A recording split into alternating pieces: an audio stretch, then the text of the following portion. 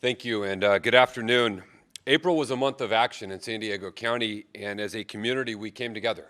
We took significant action, which significantly flattened the curve. We also bought ourselves time to be able to build up surge capacity in our healthcare system, begin to see progress on testing and tracing, and lay the foundation for what lays ahead. We talk about May as being a month of adapting our way of life as we begin to loosen, as we begin to see movement and changes. That as we go back out into some of these environments, that we're doing them in a different way than we did them before. The adapting are things around face coverings, around ensuring physical distancing, around continuing hand washing, around seeing how we can adapt our daily way of life in a way that doesn't provide tremendous community spread and doesn't put us back in a situation of having the integrity of our healthcare system overwhelmed. The governor today outlined some initial steps that he believes the state of California can take on Friday.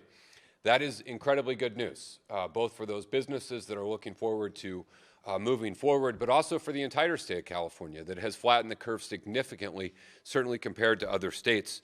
The governor's action was based on the science and the data, and that is the way to do it. Here at the County of San Diego, we will do the same.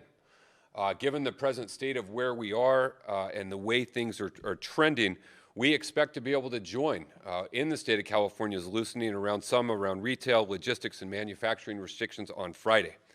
That is a positive step forward for our region, but it is one we have to be mindful that we have to be very cautious, that we still have to exercise tremendous restraint, exercise tremendous responsibility, and take that same level of commitment we took in the month of April around actions to ensure we stay home, and put that same commitment and that same focus around adapting our daily behaviors as we begin to ease out of these restrictions.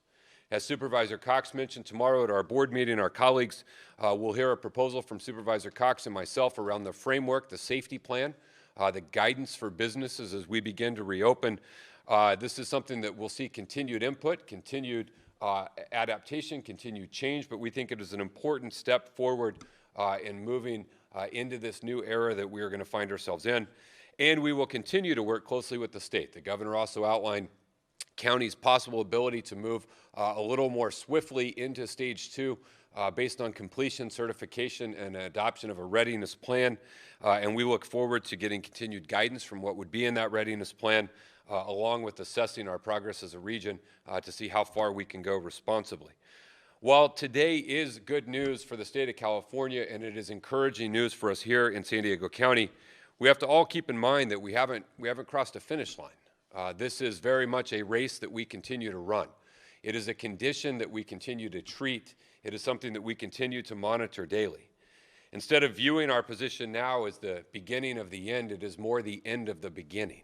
And as we move forward, we will have to continue to not only monitor our progress, monitor our surge capacity, monitor our healthcare system, monitor our testing and tracing, but also continue to monitor our daily activities and actions. This is why, as we see loosenings in some things, we see tightening in others.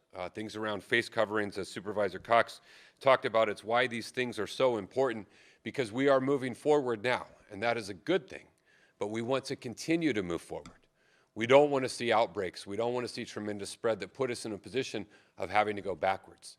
And so we ask for the public's continued help and cooperation and understanding that as we begin to move forward, we must do so carefully, thoughtfully, methodically, but we must also do so with a great sense of commitment to continuing to protect one another.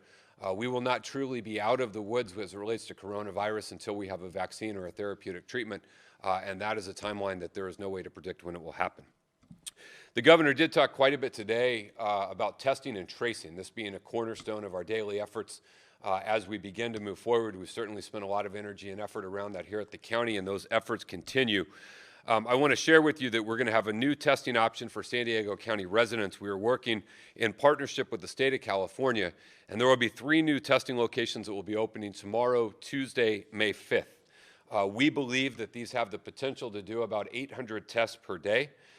Individuals will drive up, likely have to get out of their car, and will have a test performed. Unlike other testing, you do not need a referral from a doctor, but you do need to make an appointment. And in a moment, I will share a slide that has the website you can go to Any San Diegan can go to this website, answer a few basic questions, insert your information, and then try to schedule an appointment. The 3 initial locations we have will be at Grossmont College in El Cajon, the county's North Inland Live Well Center in Escondido, and the former Sears building in Chula Vista. We expect, even though this is scheduled to start tomorrow, that although this is a new operation, it is a new personnel, it is something new, we expect there to be some hiccups, some bumps in the road as it gets sorted out, and so we ask for everyone's patience. This is a daily resource that we think will be present daily for the foreseeable future, but it may take a few days to truly get everything ironed out and see it up and running. But we'll share the website with you where any San Diegan can go and make an appointment. And for those who don't have access to the internet, in a minute we'll share an 800 number where folks can call and make an appointment as well. Before we get to that, no significant update on the homeless testing. There was no testing done over the weekend.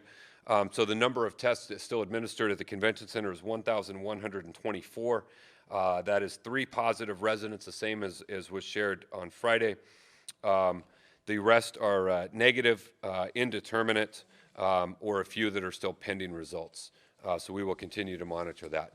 Now we'll jump into our charts. The first one is our T3 strategy. This is our efforts around test, trace, and treat. You can see today we're reporting 1,293 tests.